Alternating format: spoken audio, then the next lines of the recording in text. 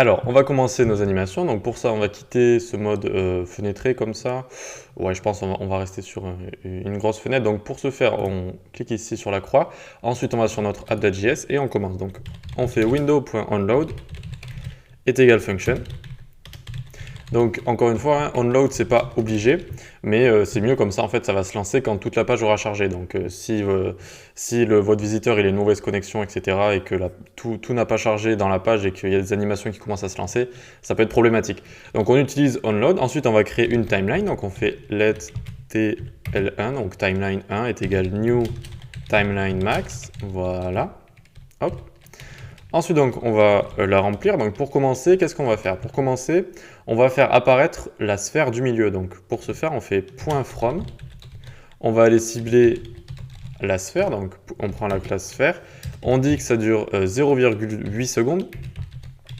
On va y mettre un délai léger de 0,1 seconde où on laissera la page noire. Ensuite, donc, ça va aller de from scale. Alors, scale, c'est mieux. Scale, voilà. From scale 0, donc ça va apparaître si on veut. Ensuite, on va faire from aussi top 50%. Alors, top 50%, left 50%. Hop, voilà. Et aussi, on va la faire partir de opacity 0. Ah, dis donc, j'ai du mal. Opacity 0. Et pour l'instant, on va aussi faire le is. Hop là, back.isout.config 1,7. 1,7. Hop, config 1,7. Donc on lui a mis aussi un easing qui va être le back easing. Donc en fait ça va aller un peu trop loin, d'accord? L'animation va aller plus loin que ce qu'on lui dit et ça va faire un effet, vous allez voir tout de suite, normalement, hop, on actualise et on voit que notre sphère au milieu, elle va apparaître de 0, d'accord? Et elle va grossir puis rapetissir un petit peu. Ça, c'est le back, c'est notre easing back, comme ça, back is out.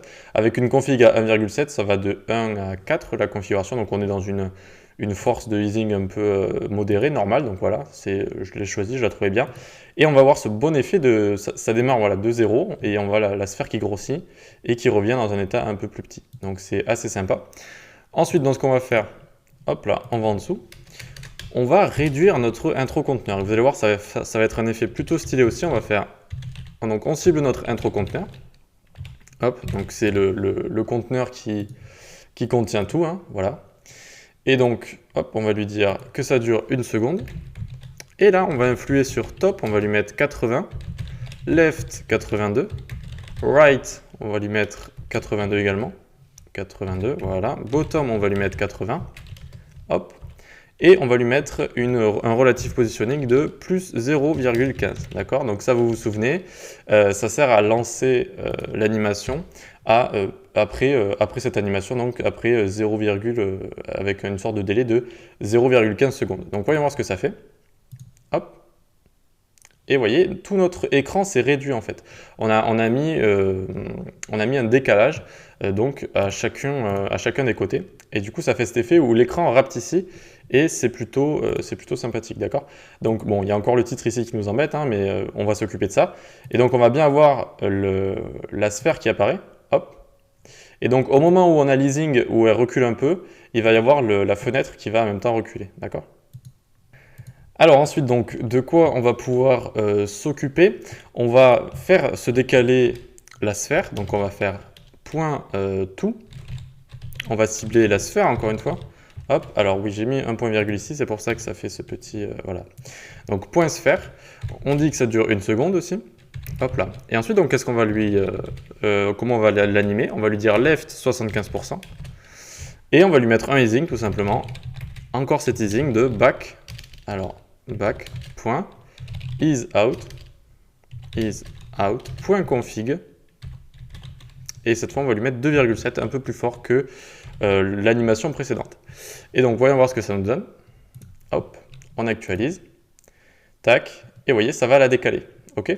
Donc, ce qu'on a fait ici, on fait apparaître la boule, ensuite on fait réduire notre conteneur ici, notre grand conteneur, et ensuite on va une sorte de donner un coup à cette boule et elle va se décaler ici.